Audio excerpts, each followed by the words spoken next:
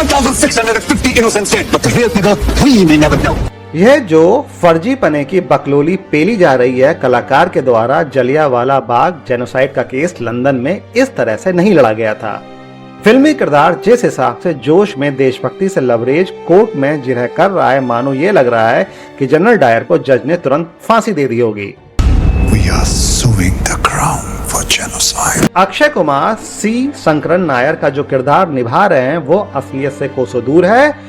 नायर साहब ने कभी ब्रिटिश क्राउन को स्यू नहीं किया था, उल्टा उन पर मानहानि का मुकदमा ठोका गया था लंदन में।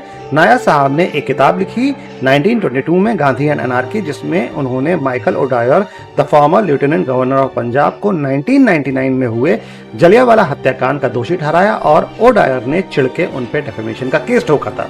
गांधी एंड एनार्की यह बताती है कि ब्रिटिश राज में पंजाब डिस्टर्बेंस को किस बुरी तरह से हैंडल किया गया था।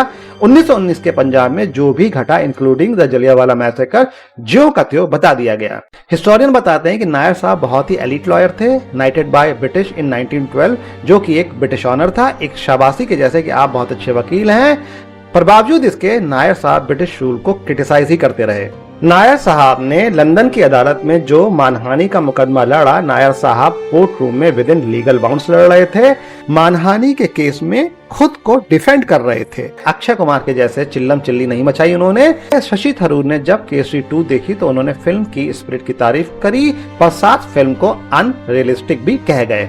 Kesari chapter 2 the untold story of Jallianwala Bagh में अनटोल्ड कुछ भी नहीं है, गूगल खोल के बैठ जाओ, न जाने कितना कंटेंट मिल जाएगा जो फिल्म में अक्षय की हीरोगिरी के चलते नजर अंदाज हो गया है। Fuck you. केसरी चैप्टर 2 फिल्म की कहानी एक book the case that shook the empire के कॉपीराइट्स लेकर बनाई गई है। चतुर शंकरन नायर के ग्रेट ग्रैंडसन रघु पलट और पुष्पा पलट, रघु पलट की वाइफ, ने मिलकर ये किताब लिखी है। और किताब में 1924 के लंदन मानहानि मुकदमे का विवरण दिया गया, जहां नायर साहब ने पंजाब के पूर्व lieutenant governor sir Michael O'Dwyer के खिलाफ लड़ाई लड़ी थी।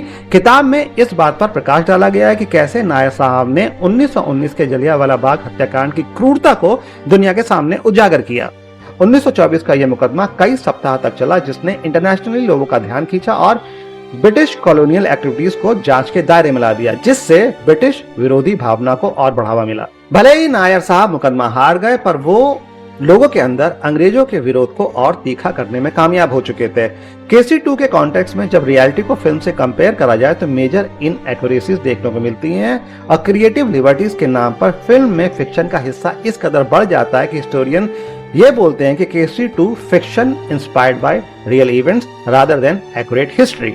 फिल्म में दिखाया गया है जलियांवाला बाग जेनोसाइड शाम 5:30 बजे हुआ था, जबकि ऑफिशियल रिकॉर्ड का वक्त था 4:30 PM। फिल्म में जो सब प्लॉट्स दिखाए गए हैं क्रांतिकारियों के, खुदीराम बोस को खुदीराम सिंह कर दिया गया। इसे डिस्टॉर्शन ऑफ रीजनल हिस्ट्री ही कहा जाएगा।